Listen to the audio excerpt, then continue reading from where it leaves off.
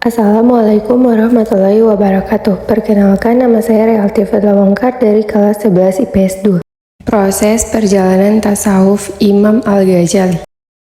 Sebelum menempuh jalur sufi, Al-Ghazali telah melewati penggambarannya di berbagai bidang keilmuan, mulai dari ilmu fikih, filsafat, ilmu kalam, dan yang terakhir adalah tasawuf.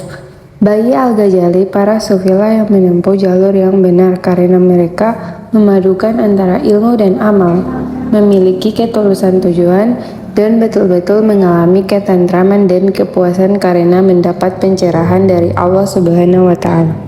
Al-Ghazali mengatakan, ilmu yang dicapai para sufi bisa mematahkan hambatan-hambatan jiwa serta membersihkan moral atau sifatnya yang buruk dan tercela, sehingga mengantarkannya pada keterbatasan kalbu dari segala sesuatu selain Allah serta menghiasinya dengan ingat kepada Allah. Seorang murid yang menempuh jalan sufi harus konsisten menjalani hidup menyendiri, diam, dan menahan lapar dan tidak tidur pada malam hari untuk membina kalbunya. Manfaat hidup menyendiri adalah mengosongkan kalbu dari pesona duniawi. Diam adalah untuk menyuburkan akal budi, membangkitkan rendah hati, dan mendekatkan ketakwaan. Rasa lapar dapat mencerahkan kalbu, sementara terjaga pada malam hari adalah untuk menjernihkan dan mencemerlangkannya. Oleh para ahli, corak tasawuf yang diamalkan oleh Al-Ghazali termasuk pada kategori tasawuf akhlaki, yaitu tasawuf yang mengedepankan kepada perbaikan budi pekerti atau moral. Al-Ghazali membedakan tasawuf sebagai ilmu muamalat dan tasawuf sebagai ilmu mukasyafah. Ilmu muamalah membicarakan tentang keadaan-keadaan hati atau ahwal qalb. Keadaan hati itu menurut Al-Ghazali terbagi menjadi dua. Pertama, keadaan hati yang terpuji seperti sabar, syukur, rasa takut, penuh harap, ridho, dan lain-lain. Kedua, keadaan hati yang tercela seperti sombong, dengki, iri hati, ghadab, dan lain-lain. Adapun ilmu mukasyafah tidak dapat diungkapkan kecuali secara simbolis dan tidak diperkenankan untuk diungkapkan kepada sembarang orang. Dalam beberapa ungkapannya, Al-Ghazali tidak sepakat dengan paham ittihad, hulul, dan syahahat. Para sufi menurutnya begitu bahaya bagi kaum awam. Sebagian besar karya tasawufnya memang ditunjukkan untuk kaum awam atau kalangan sufi pemula. Puncak tujuan tasawuf bagi Al-Ghazali adalah al-qurb atau kedekatan dengan Allah, atau di bagian lain tulisannya al-fana bi al-kulliyat fi Allah, atau fana secara total di hadapan Allah.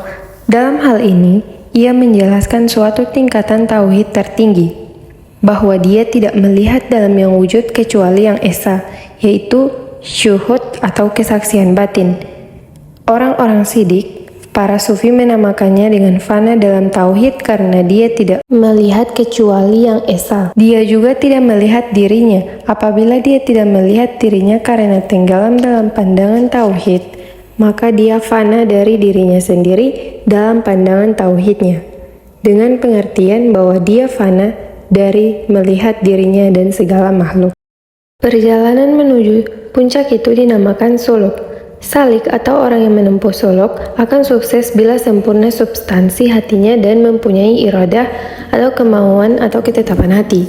Sebelum melaksanakan suluk yang ditandai dengan usaha menyikapkan tabir yang melintang antara dirinya dan Allah, atau yakni harta, kehormatan, taklid atau fanatisme, aliran, dan maksiat. Ketika tabir-tabir itu tersingkap, seorang salik membutuhkan seorang guru yang menuntunnya, dan butuh tempat untuk mengasah ketajaman batinnya, yaitu jawiyah sebagai tempat khalawat dan mengkonsentrasikan hati. Dalam perjalanan itu, si salik akan melewati tahapan demi tahapan yang mengantarnya pada status-status spiritual tertentu atau manazil. Bila suatu status belum mantap, ia disebut hal atau keadaan. Bila sudah mantap disebut makam atau posisi. Dalam Ihya, Al-Ghazali menyebut 8 makam sufi, yakni taubat, sabar, syukur, berharap atau raja, takut atau khauf, juhud, tawakal, dan cinta atau mahabbah. Cinta adalah makam yang tertinggi yang membuahkan rindu atau syauq, intin, uns, dan ridho. Untuk melewati setiap tahapan, seorang salik harus melakukan riyadah dan mujahabah. Adapun yang dinamakan riyadah atau latihan kerohanian adalah pembinaan diri dengan suatu perbuatan yang pada awalnya menjadi beban dan pada akhirnya menjadi tabiat atau karakter.